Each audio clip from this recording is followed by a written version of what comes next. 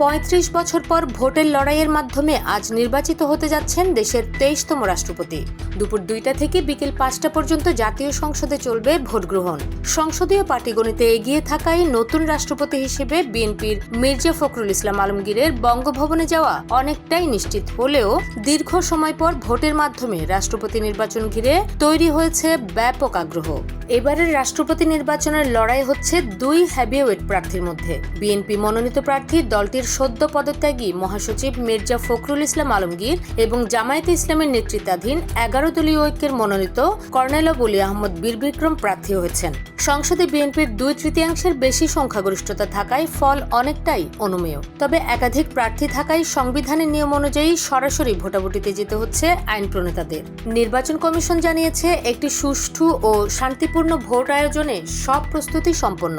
প্রধান নির্বাচন commissioner AMM Nasir Uddin জানিয়েছেন, আজই ভোট গণনা শেষে আনুষ্ঠানিকভাবে বিজয়ীর নাম ঘোষণা করা হবে।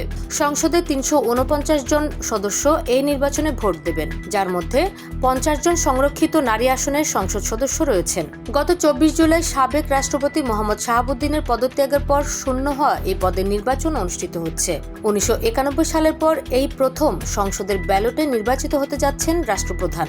আজকের ভোটের মাধ্যমে চূড়ান্ত হবে কে হচ্ছেন রাষ্ট্রের পরবর্তী অভিভাবক। আর নবনির্বাচিত রাষ্ট্রপতির শপথ গ্রহণ অনুষ্ঠিত হবে আগামীকাল শুক্রবার সন্ধ্যা ৭টায় বঙ্গভবনে।